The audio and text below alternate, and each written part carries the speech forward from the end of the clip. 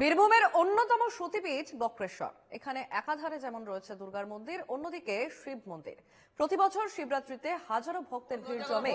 এখানেই রয়েছে উষ্ণ প্রস্রবণ, গরম জলে স্নান করেন ভক্তরা।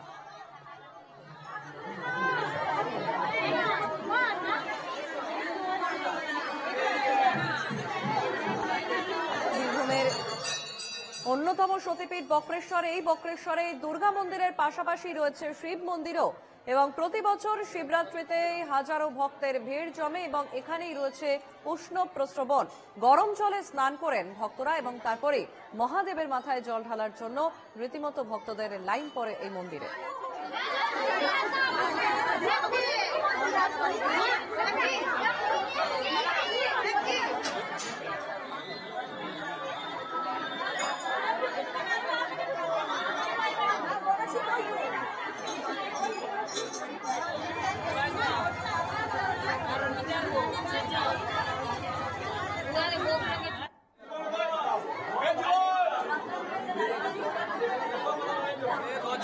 দরজাগুলো খোল।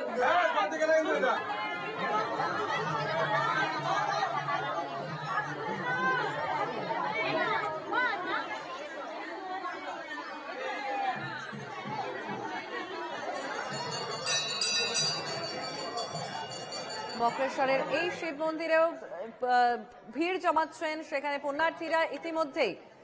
ইতিমধ্যেই উষ্ণ প্রস্রবণের গরম জলে চান করে মন্দিরে আসছেন পুণ্যার্থীরা এবং সেখানেই মহাদেবের মাথায় জল ঢেলে আজকে শিবরাত্রি পালন। সেখানেও বীরভূমের অন্যতম সতীপীঠ এই বক্রেশ্বর, এবং একাধারে যেমন রয়েছে এখানে দুর্গার মন্দির এবং অন্যদিকে শিব মন্দিরও রয়েছে, এবং প্রতি বছর শিবরাত্রিতে ঠিক এই একই ছবি চোখে পড়ে সেখানে। আমাদের সঙ্গে সরাসরি রয়েছেন আমাদের প্রতিনিধি শুভদীপ পাল।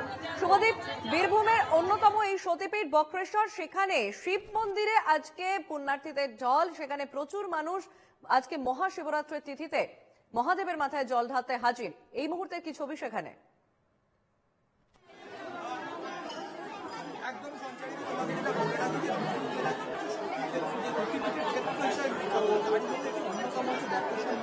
এই মুহূর্তে আমরা দাঁড়িয়ে আছি ঠিক মন্দিরের সামনে। আমি সাংবাদিককে বলবো দেখানোর জন্য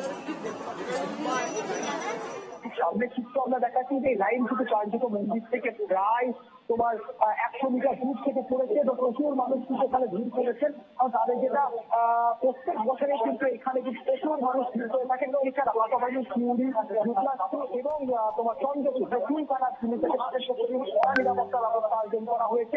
তার মূলত কারণ হচ্ছে যে এই তোমার পুজোকে কেন্দ্র করে যেন কোনোভাবে কোন রকম তোমার অপ্রীতিকর ঘটনা না ঘটে। যে চিত্রটা তুমি দেখতে পাচ্ছ যে এখানে কিন্তু প্রচুর মহিলারা কিন্তু লম্বা লাইন দিয়ে দাঁড়িয়েছে এবং দীর্ঘ সময় ধরে তারা প্রতিষ্ঠা করছে একই কারণে যে তারা সেই বক্রেশ্বরে যে শিব মন্দির সেখানে শিবের মাথায় জল ঢালবে। বেশ, ধন্যবাদ শুভদীপ। আমাদের সঙ্গে সরাসরি ছিলেন প্রতিনিধি শুভদীপ পাল।